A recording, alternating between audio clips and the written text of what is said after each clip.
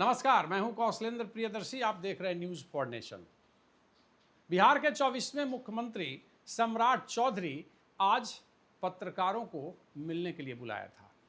ये हम पहली दफा देख रहे हैं कि शपथ लेते ही कोई मुख्यमंत्री सीनियर पत्रकारों को बुला रहा है चाय पर। पत्रकारों की एक फौज आप कह लें, करीब 50 से 60 पत्रकार जो सीनियर्स थे वहां पहुंचे। सम्राट चौधरी सब लोगों से रूबरू हुए। मसला क्या था? हालांकि उन्होंने बार बार यह कहा कि हम सिर्फ आप लोगों को इसलिए बुलाए हैं ताकि हम आपसे अपनी बात कर सकें। पत्रकारों ने भी उत्साहित होकर बधाई दी और फिर बातें चल निकली। तो बातें चल निकली तो कई बातें ऐसी हैं जो हम आपको नहीं बता सकते, लेकिन कई बातें ऐसी हैं जो लोगों को जानना जरूरी है, क्योंकि इससे साफ हो रहा है कि आगे आने वाले समय में बिहार में मुख्यमंत्री क्या करने वाले हैं। क्या कोई बड़ा फैसला लेने वाले हैं? क्या शराबबंदी पे कोई बहुत बड़ा फैसला होगा? क्या वित्तीय संकट है? यहाँ जो विश्वविद्यालय की स्थिति है, तमाम विश्वविद्यालयों की जो स्थिति है, उच्चतर शिक्षा की जो स्थिति है, दयनीय स्थिति है, उसका क्या होगा? क्या आने वाले समय में विकास का जो रफ्तार है वो धीमी पड़ जाएगी, या फिर पैसे हैं यहाँ के खजाने में? जो बार बार ये कहा जा रहा है कि बिहार में वित्तीय संकट है, यहाँ का खजाना खाली हो चुका है, क्योंकि कई योजनाएं ओवरलोड हैं बिहार के बजट पर, जिसकी वजह से बिहार कंगाली की स्थिति में आ गया है। नीतीश कुमार को वो कितना तवज्जो दे रहे थे मुख्यमंत्री बनने के बाद, ये भी उन्होंने लालू की भी बात की। तो कई बातें हैं जो हम आपके साथ शेयर करना चाहते हैं कि मुख्यमंत्री बनने के बाद पत्रकारों से जब वे मिलते हैं तो एक तो अपना विजन बताते हैं। हालांकि बार बार वो इस बात को कह रहे थे कि ऑफ द रिकॉर्ड है सारी चीज़ें, लेकिन हम लोगों ने पूछा भी ये कि भाई ये जो आप बात कह रहे हैं, ये बात तो लोगों तक कम से कम जो पॉजिटिव बातें हैं, जो आप पॉजिटिव बात कर रहे हैं, वो जाना चाहिए। तो उन्होंने कहा कि ठीक है, वो आप लोगों पे निर्भर करता है। तो एक जो पहली बात थी, सारे लोगों के मन में ये सवाल तैरता है, हमेशा इस बात को लेकर के कुछ कयास लगाए जाते हैं कि नीतीश कुमार के शराबबंदी के फैसले क्या वापस लिए जाएंगे? क्या वित्तीय संकट को मैनेज करने के लिए इस तरह का फैसला लिया जा सकता है? तो बड़े ही बेबाक अंदाज में उन्होंने पत्रकारों से बातचीत करते हुए कहा कि यह फैसला वापस नहीं होगा। और चूंकि प्रधानमंत्री ने नीतीश कुमार के इस फैसले का स्वागत किया था, सबको याद होगा, और नीतीश कुमार का ये ड्रीम था, तो शराबबंदी उन्होंने लागू की है और नीतीश की लिगेसी को ही हम आगे बढ़ाएंगे। तो जाहिर सी बात है, शराबबंदी, यहाँ जो शराबबंदी लागू है उस फैसले पर वे अडिग हैं, और जो नीतीश कुमार ने जिन चीज़ों को लागू किया है उस मापदंड को कैसे आगे बढ़ाएंगे सम्राट चौधरी, इस पर भी उन्होंने खूब बात की। जब यह पूछा गया कि क्या नीतीश कुमार जिन मानकों को स्थापित किया है, क्या उसको आप कैसे आगे बढ़ाएंगे, तो उन्होंने कहा कि कुछ बड़े फैसले लेने पड़ेंगे और हमारे समय में हम कोशिश करेंगे कि बिहार रफ्तार पकड़े, विकास मेरे काल में बिहार दौड़े। मतलब साफ था कि उन्होंने कहा कि सड़क, बिजली, पानी करीब करीब जगहों पे है और इसकी आवश्यकता अब नहीं है। वो एक मतलब आप कह सकते हैं कि अपने बैंक पर पहुंच चुका है। तो अब सवाल क्या है कि बिहार के लिए आप करेंगे क्या?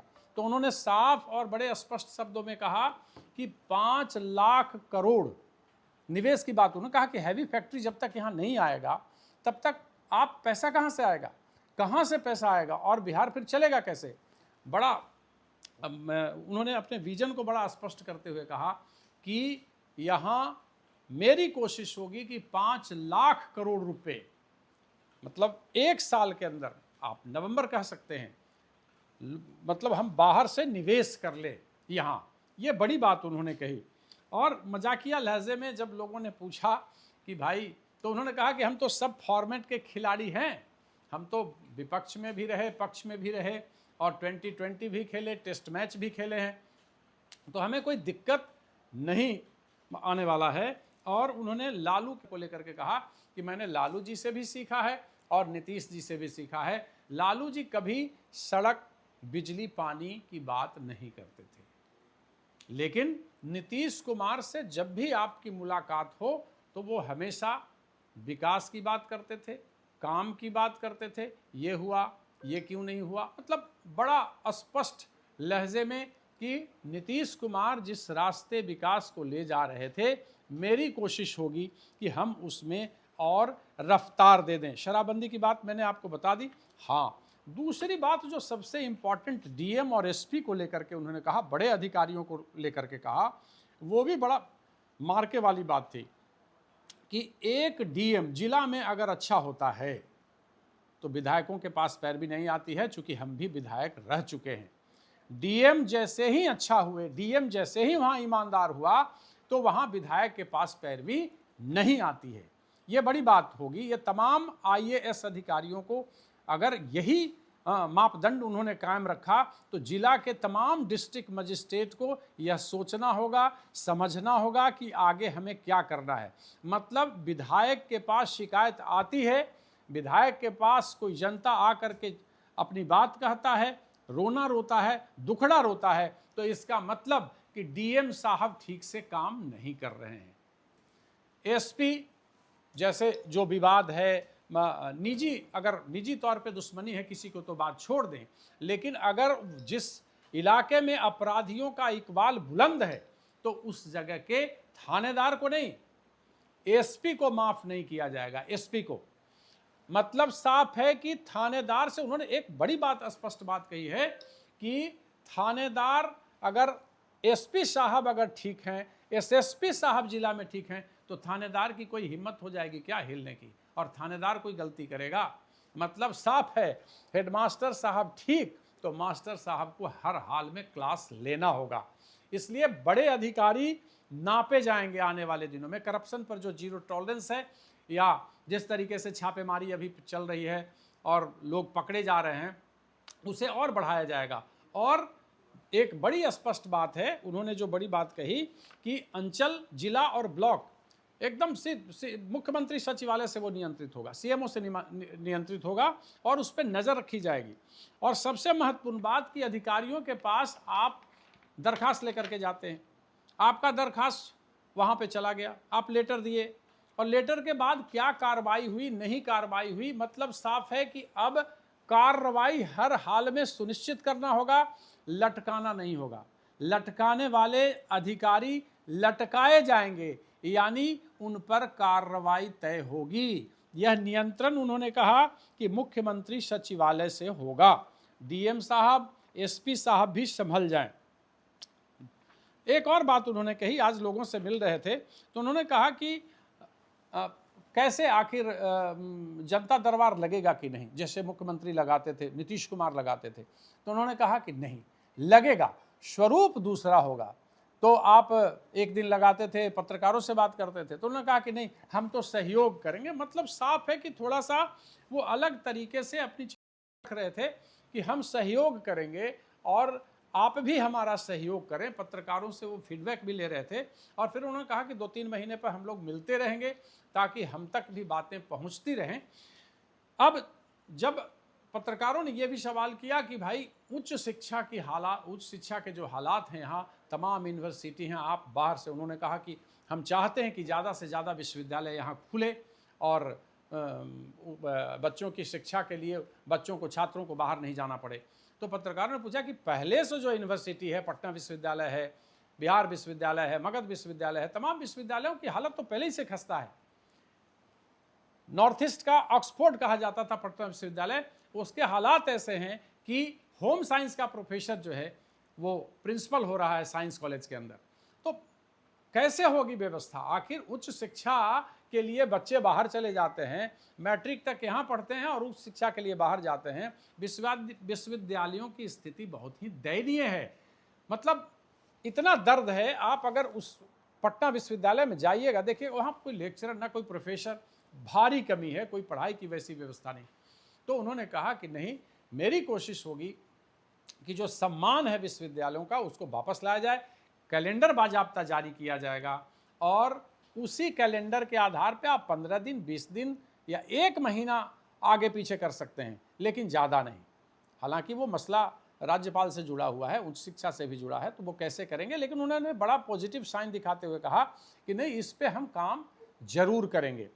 अब थोड़ा सा उन्होंने एक और बात जो कही सबसे महत्वपूर्ण की शराबबंदी को लेकर के, तो उन्होंने कई बातें ऐसी कही जो हम आपको बता नहीं सकते। उन्होंने कहा कि बहुत कठोर फैसले लेने होंगे, हमें पता है कि कहाँ कमी है, कहाँ कोई दिक्कत है, कैसे चीज़ें चलाई जा रही हैं, चल रही हैं, तो हम कुछ कठोर और बड़े फैसले भी करेंगे। अब कठोर और बड़ा फैसला क्या होगा ये तो वक्त बताएगा, लेकिन जो अमूमन आप देखते हैं कि बीपीएससी, कर्मचारी चयन आयोग, सिपाही भर्ती परीक्षा, दारोगा भर्ती बोर्ड, ये सब सारे बोर्डों के लिए भी बीपीएससी को भी एक कैलेंडर जारी करना होगा, जैसा कि उन्होंने बताया। और फिर जो एसएससी है या बाकी जितने बिहार राज्य कर्मचारी चयन आयोग है, इन सारे जो परीक्षा लेते हैं जहां से रोजगार निकलता है सरकारी, उन आयोगों को दुरुस्त करेंगे और वो आगे कैलेंडर जारी कर ये तय करेंगे कि हमारा एग्ज़ाम इस दिन होगा, इस चीज़ का एग्ज़ाम इस दिन होगा। मतलब साफ है कि जो जिस तरीके से बीपीएससी से बाकी जगहों पे जो जिनको परीक्षा लेने की जिन एजेंसियों को दी जाती है, तो उन पर नकेल कसने की बात उन्होंने कही। और उन्होंने सीधा कहा कि भाई हम कम बोलते हैं, निजी जिनसे है तो वो अलग मसला है, लेकिन 5-6 चीज़ें बड़ी स्पष्ट उन्होंने कहा कि बिहार में कोई वित्तीय संकट नहीं है, काम जो भी विकास का काम है वो रफ्तार पकड़ेगा, बिजली सड़क पानी एक सैचुरेशन लेवल पे है, उससे अब आगे की बात होगी। 5 लाख करोड़ रुपया हम निवेश के लिए लाएंगे। शराबबंदी खत्म नहीं होगी, शराबबंदी चूंकि खत्म नहीं होगी, और हम नीतीश की लीगेसी को आगे बढ़ाएंगे।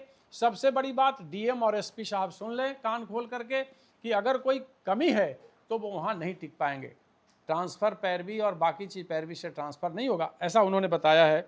और सीएमओ से सीधे अंचल नियंत्रित होगा। लॉ एंड ऑर्डर अगर खराब है तो एसपी साहब जिम्मेदार हैं, थानेदार नहीं। मतलब थानेदार हैं, लेकिन एसएसपी और एसपी ठीक होंगे तो भैया थाना कुछ नहीं कर पाएगा। एसएसपी साहब को अब लगता है कि रात में सड़क पे निकलना होगा, दिन में भी निकलना होगा। कुल मिलाकर के बड़ा ही पॉजिटिव साइन था। पत्रकारों ने भी उन्हें बधाई दी और उन्होंने भरोसा दिलाया। हालांकि प्रेस क्लब को लेकर के भी उन्होंने कहा कि आने वाले समय में हम प्रेस क्लब का निर्माण कराएंगे। पत्रकारों ने भी कहा कि भाई आप पत्रकारों के लिए भी कुछ कीजिए। हाँ, एक था कि उन्होंने जिस तरीके से बेतरतीब ढंग से शहरों का विकास हुआ, पटना से लेकर के या बिहार के अन्य शहरों को आप देख सकते हैं कि बड़ा ही मतलब उसको भद्दे तरीके से विकास हुआ, कोई सरकार की योजना नहीं वहाँ। तो उन्होंने कहा कि नहीं, हम इस पे काम कर चुके हैं, चूँकि काम करेंगे आगे। और कई शहरों में मैंने 15 शहरों को चुना है जहाँ ज़्यादा से ज़्यादा ज़मीन लेकर एक प्लानिंग की जाए, ताकि एक अच्छे मतलब शहर का शक्ल जो हो वो एक अच्छे तरीके से दिखे और एक नया चीज़ हम आने वाले समय में नगर विकास विभाग के अंदर करेंगे। तो ये सम्राट चौधरी ने बड़े ही दिल से अपनी बात कही और ये भरोसा दिलाया कि बिहार हमारे नेतृत्व में, और जो अमूमन एक पॉलिटिकल मैसेज देने की कोशिश होती है कि नीतीश कुमार और प्रधानमंत्री नरेंद्र मोदी का जो विज़न है उसके रास्ते पर हम कोशिश करेंगे कि ज़्यादा से ज़्यादा चले। तो ये सम्राट चौधरी ने पत्रकारों से मिलने के बाद ऑफ द रिकॉर्ड उन्होंने ये बातें कही।